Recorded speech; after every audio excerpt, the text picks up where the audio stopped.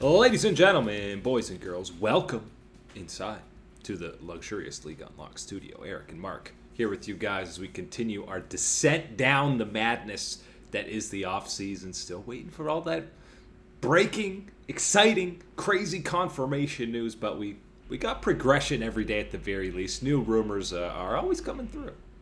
As there's no breakthrough progress. We're not getting massive details to go over about every big move in every region, but enough to build a show around. Absolutely, you better believe. And we're kicking things off with the LCK. Yeah, we start with those not defending world champs, defending world finalists and 2020 world champions. Damwon, obviously, all the free agency talk with their core of Showmaker, Canyon, Khan obviously probably retiring, but now it sounds like we're getting Canyon and Showmaker they've had some free agency meetings with other teams, LCK and LPL, and now they're saying, you know what, we're done with those. It sounds like they are returning to Damwon, and both of them going to be multi-million-dollar deals. We asked if the Kia money was saved up, and absolutely it seems like it is. Multi-million-dollar deals, and rightfully so for these two players, and not only what they've accomplished in their career and proven their talent level, but what they can build upon, what you are buying those years commitment from them. Absolutely like to hear that that's coming through from Canyon and Showmaker. As you said, they had been going around, they had talked to a couple of teams, and they still had more to talk to, and then they have told those teams, you know what, sorry, we don't need to have these meetings anymore. Decision has been made, and a lot of people are taking that the way of re-upping with Damwon. It's an exciting time to think that they're going to be there, and you know what? Damwon's not done. That's not where they're stopping for this year's free agency.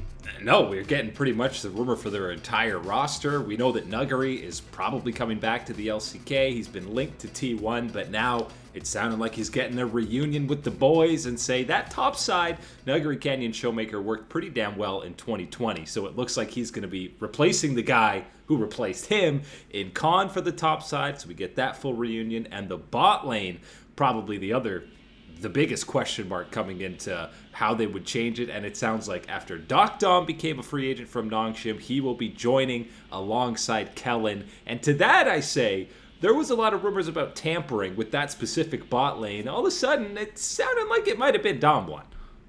Yeah, I'm not looking to make an accusation. I'm not pointing any fingers around. But absolutely, I full on believe Nongshim and what they're saying, that there had been some tampering going on. And if there was a squad that's going to do it, it's the one that I'm pretty sure is the one signing these two guys. And it is an absolute steal away from Damwon Kia if they are able to get this bottom lane from Nongshim.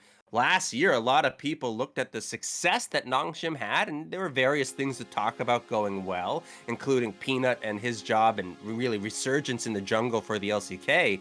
But really, it was the bottom lane that showed a lot of that potential and, that idea that, look, they're already good. How great can they be as you increase that experience in coaching?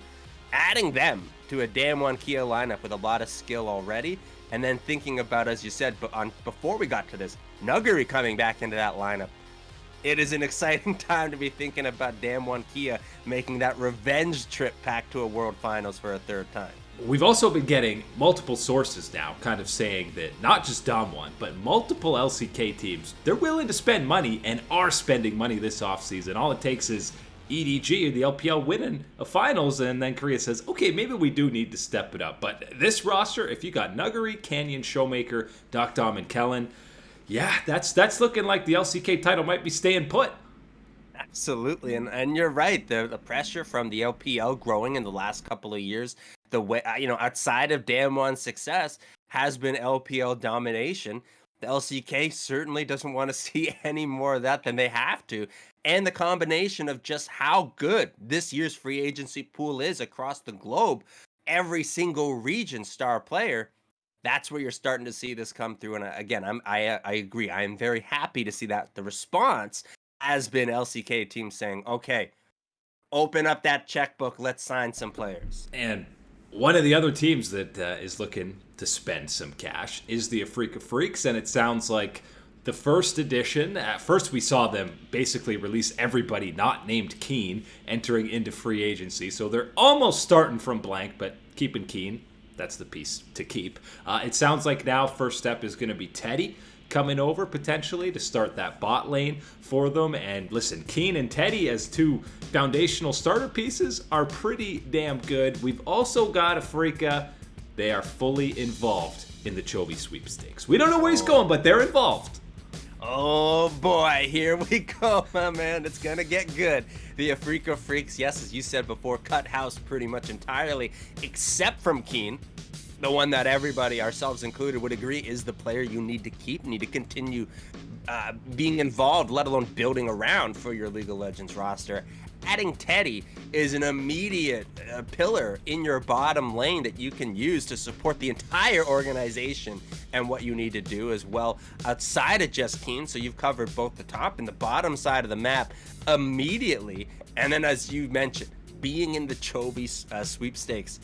Oh boy, if Afrika Freaks lands Chovy, if we get a super team with Damwon, Kia, Nuguri returning, adding in the Nongshim bottom lane, you got T1, Faker, and the rookies returning for another chance at it all. And oh boy, Afrika Freaks re-upping, getting a super team of their own, LCK never stops. And the rumors going on with Afrika, there's not much going on with the jungle spot. If they don't get Chovy, I think he's kind of narrowed down to KT, Hanwha Life, Afrika. There's less and less teams that are now being in the talks of Chovy potentially landing there. If they can't get Chovy, it sounds like Arya from DFM. We've seen a lot of rumors that he'll be coming over to the LCK. That's still an exciting, feel like his ceiling has not even been close to touched yet. I'd love to see him get the opportunity on a bigger stage like the LCK. And then Hoyt should also be coming over from T1. If you're not familiar with Hoyt, when Damwon started out, it wasn't always Beryl starting. It was back and forth between him and Hoyt. Obviously, they eventually settled on Beryl, but Hoyt has been the backup for Beryl. And then Takiria over on T1. I'm excited to see what he can do in an actual starting role. And it certainly provides enough. I like that you did mention if they do miss out on Chovy, Arya is the name that they are also linked to as well. And yeah, sure, anybody is going to look pale in comparison to Chovy. But I would say this is like, Chovy's the paid for version of the app. Arya's the free version. You're getting the light. You know what it is? It still gets the job done. Yeah. A couple of ads pop up, but you're still playing that free game. That's what it would be with Arya. I think that would be more than okay and still be enough to generate that excitement for the team. And then, as you said, Hoyt comes in and absolutely alongside someone like Teddy, what they can do, knowing that even if, again, he was behind someone like Kyria at T1, you don't think that he's had any type of interaction, any type of practice alongside Teddy, also at T1, so I can see some synergy there as well for Afrika Freaks. I'm just happy to see the Fly and Dread era move into the past. I think that was the biggest thing you wanted to see out of Afrika coming into this year, and at the very least, that's coming true. Yeah, it was one that, again, we've been talking about Keen as a star player in that top side for a long time for Afrika Freaks, and then when they added, they wanted to make multiple chances at trying to put a team around Keen that could be of a championship level. And every single time you kind of looked at that mid lane, and not to be necessarily mean, but you looked at Fly and Dread's performances and you go, but this is not how you get to that level no matter what else you're doing at this point. So absolutely, to hear these type of rumors, this type of commitment and engagement from Afrika Freaks, very good to hear, and I'm sure Keen is very happy as well. I want the Chovy part to happen just so we can have Keen going from Fly to Chovy, and Chovy going from Morgan to Keen. Those are... Oh, it's a match made in heaven. There we go. They can both relate on that. But the other quick, I don't know where these rumors are coming from. I've mostly seen this one on Reddit. I haven't seen it fully backed up. I know that Doran going to Gen G is something that's been linked a lot, but the rest of this Gen G roster, I saw some people talking about Doran, Peanut, BDD, Ruler, and Lahans. Peanut and Lahans I haven't been seeing many other places, but that's a big shakeup if Gen G is doing that. That's a very considerable shakeup, more so than I think a lot of people would realize for what's going on. what would happen for that type of thing? You're not really talking about Doran being the big surprise. I don't think a lot of people have seen that Gen G is parted ways with Rascal, and that, Bertle is not quite at that level that Gen G needs their top laner to be to compete where they have their expectations.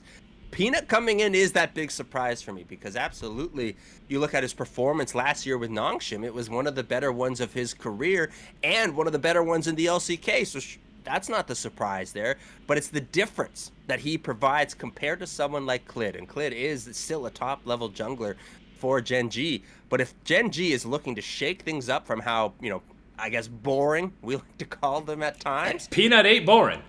Peanut is a lot of things. Boring ain't one of them. And he certainly can provide that spark, that difference maker in the jungle. Of course, as we both know, and, Peanut fans like to ignore, that difference maker can be good and bad for your team, but there will be a difference made, is what Peanut brings to the lineup. Lehens for life is still a little bit questionable as well for me. Not necessarily about, I don't think Lehens matches up. It's just moving away from life that we have talked about before. Seems a little, I'm puzzled by hearing a bit of things about that after just re-upping and committing to life alongside Ruler just this past year. And they've been pretty consensus top 3 at worst bot lane in the LCK throughout pretty much ever since the two have been playing together. So yeah, that one does seem a little weird. I get that Gen G wants to make a change after they were criticized the other way for not making one coming into 2021. So if it is just to spice things up, hey, I'm all for it. I know Peanut has had a stint on Gen G before. That's a year most people forget if you're a fan of Peanut. But this is a very different looking Gen G roster than we saw in that era. But if all these LCK teams are making big moves in T1, probably just sitting pretty with the same roster, they're saying, okay, we got some challengers.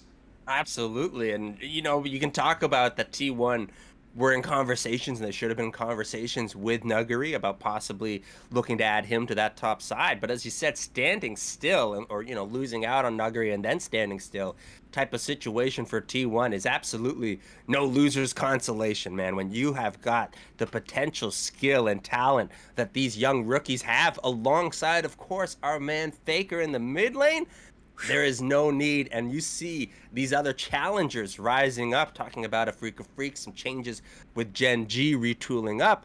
Man, it is a thrilling time to think about what we can get in the LCK this year. It is going to be a stacked top half of the table in Korea in 2022. No doubt about that. We still have tons of questions about what's going on in the LPL as well. It feels usually it's the LEC and LCS where the full madness is happening, but there are so many question marks still in both China and Korea. Most recently with IG, you can talk about the Shy. He made a post saying he's entering free agency, but is looking to just, restructure his deal with IG, looking to improve in 2022, which makes me think some moves are going to be made for IG. And if the rumors are true, let's say the Shy comes back, you can keep Jun in at the jungle. He had some good moments in development there. I hope Rookie's not retiring, and you would think if he's retiring, the Shy's going with him. He's said that in the past. They both absolutely love playing with each other. And then you get the Uzi and Crisp bot lane. It might be time for us to get excited about IG again. Absolutely, man. That is so great to hear that one from the Shy, because that is the big one for me, as you said, is his link to Rookie. That's the big one that I'm taking away from hearing about, yes, my contract has expired, blah, blah, blah, but I am in negotiations with IG to re-sign, to look to come back. That's the big one for me, because as you said, if Rookie's not coming back, if he was retiring, looking to go elsewhere, that's not happening with the Shy. So absolutely seeing that is a good sign for our thoughts about Rookie staying in that mid lane, returning one more time at the very least for IG. And as you said, a potential Uzi and Crisp bot lane. Man, that's just the special sauce that IG needed to get involved in the Fiestas at the very top of the LPL standings. The bot lane for IG has been the glaring issue for them since Jackie Love left. There's no question about that. Yeah, since Jackie Love left, since Badlands' performance dropped off a cliff, absolutely. 2 full years we're talking about. It has been a very vacant spot as far as finding that on-riff performance. We've had a little bit of potential here and there, but never anything to stick or last. And especially considering how competitive the rest of the LPL is, and how talented the bot lanes of the LPL is, ranging from superstar ADCs like Viper to superstar supports like Ming. Oh, and maybe throw in Mako, who's alongside that superstar ADC and Viper. Absolutely. It is a very competitive spot in the LPL. Throwing in Uzi and Crisp, I like what that brings for IG. It almost feels like you're hitting the reset button in the entire LPL. I think EDG, that core is going to stay together. Obviously, the defending world champions, but top esports, FPX, RNG even. Now you talk about IG. This sounds like these could be potentially full, almost, maybe not top to bottom, but at least a couple players being shifted in. So the power levels in the LPL, we're going to have no idea heading into 2022. And I think if you look at every other major region, the LCS, LEC, LCK, you can find various teams and periods of, oh, we don't want to make too many changes. Is it too early to make a change type of situation? That's not the LPL. The LPL embraces They're just change. like their play style. Absolutely need to embrace that change. And I think, as you mentioned, everybody except for EDG, everybody that failed this year, except for EDG, the one champion, is going to say, bring on the change. Let's find a way to get better. And the LPL getting better as a whole is a scary premise to have. I know they may be disappointed with how things played out at Worlds, even though they did win the entire event. But they're still an absolutely terrifying force, and especially if some of these alleged teams, you've got some superstar players teaming up together, it's going to be a terrifying time to match up against some of these top teams in China. Some more LCS news. We got some finalized looking rosters, and listen, usually when we're talking about Immortals and the Golden Guardians, it's flame on. Let's see if they're bottom 2 or bottom 3 coming into this year, but I'll be honest, starting with Immortals, roster doesn't look bad. This looks like top 5 potential. Could crack top 4 seems a little difficult, but Power of Evil and Wild Turtle being reunited. We remember them on FlyQuest. Wild Turtle has played on Immortals before. You saw in his announcement video instantly, he gets to smile because he's off of CLG. And to see Wild Turtle smile again, that's all anybody should need in the LCS fandom. Yes. Feels good to have our boy, our Canadian boy, smiling once again. And he's got reasons to be smiling outside of just being off of CLG, being joined by his friend once again, Power of Evil, teamed up back on the FlyQuest days. Good to see them back together here for Immortals. And this is one of those rosters that you really feel, yes, there is some excitement around the general level, but also just because of what we have as far as, the question marks remaining in the LCS, and especially at our very top teams, looking at, the changes, the many and drastic changes that Cloud9 have undergone, the changes that TL is having and shifting a lot of their players for major changes, and whether they're going to gel together right out of the gate, all these type of things. And then you're even looking at 100 Thieves that has mostly stayed put in what they have done. So talking about Immortals and what they can do with this roster, adding proven players, proven contributors like Power of Evil, like Wild Turtle, I like this for Immortals, alongside keeping Revenge in that top lane. I think that he is someone that hasn't shown us his full potential just yet. Yeah, and we saw these moments where he's solo killing Alfari, popping off against one of the best teams, and then they're immediately following it up by putting him on, Karma top, things like that. So there's definitely still room for him to grow. But I'm just excited to be talking about an Immortals roster and not be talking about how they avoid being in the bottom. This should be a playoff team. And there's only 6 playoff teams, remember, not 8. So absolutely, and the best thing about this is, all we list off that, top type of teams are usual suspects in the playoffs, and adding this one to that mix where you go, I expect them to be good enough to be in there and be interesting in that playoff scenario is absolutely a win for all LCS fans and the competition level that we're going to be getting. And the other factor that I am thinking can be something that could push Immortals into that territory of the top teams that we are talking about in the LCS is Xerxes and Power of Evil. I think that the way that they can work together, the chemistry that they can bring, and the creativity that both of them absolutely will bring, not only to the champions they want to play, how they want to build them and utilize it, that is going to be something that I think, as far as the LCS goes, that's going to be a difference maker. And you're going full circle. Both these guys have played on Unicorns of Love before. They've obviously hopped to a lot of different teams along the way as Mercenary PoE hits yet another LCS franchise off the list. I believe, Immortals was Optic, right? So he's gone full circle now. Optic, he started on Optic, gone back to Immortals.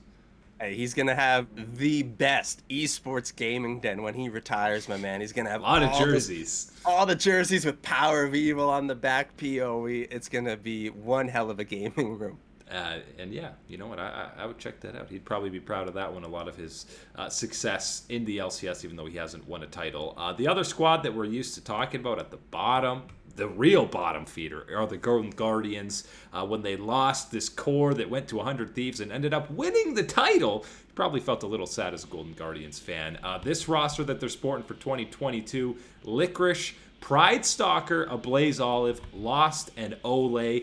Again, looks like it should be a playoff team. Pride Stalker was one of the most hyped up ERL junglers. We remember him from Schalke. Disappointed a bit there, but that was a couple of years ago.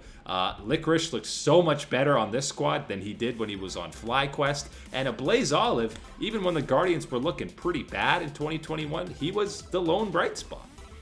I want to bring people back to when Licorice was first acquired by the Golden Guardians last year, as you mentioned, from the FlyQuest days where he was struggling after moving away from Cloud9. What he did with the Golden Guardians, the type of performances that we saw from him, were just like when he was on Cloud9, when he was arguably in that top, top 3 top laners in the region, and what he was doing, and especially as a North American resident. That's a big one as well.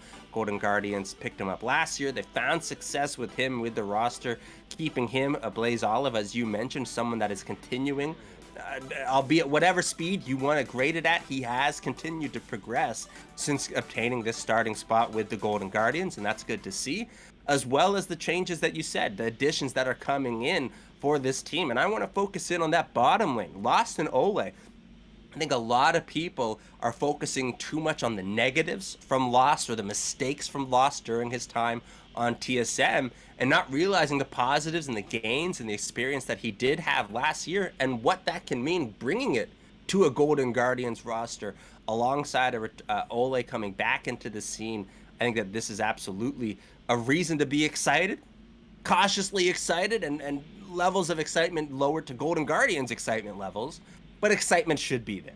There's a lot of experience to go around guys like Pride Stalker and Ablaze Olive who have had less, we'll call it big stage matches. Licorice, Lost, Ole all have had that experience throughout their career. So it's a nice balance of developing young talent and veterans that we're going to be seeing on this Golden Guardians roster. That just means that the bottom table of the LCS is wide open for squads like Dignitas and CLG.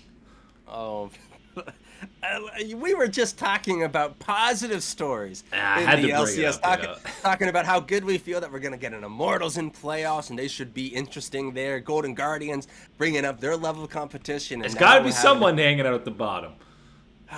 Yeah, we can talk about Dignitas another time. Not super thrilled about that one, at least for the very CLG. We can talk about how they have a clean opportunity in front of them. The only problem if they go 5 rookies, great. Let's let them develop, have some time on the Rift. I got no problem with that. I would like to see that. The problem is knowing CLG, knowing the MSG group management, absolutely not counting on it being something to be happy about. Don't worry, there's always a bottom tier LCS team that we could, I don't want to say make fun of, but I'm going to say make fun of throughout the 2022 season. But that is it today for League Unlock. Eric and Mark here with you guys. Thanks for hanging out with us, and we'll catch you on the Flippity Flip.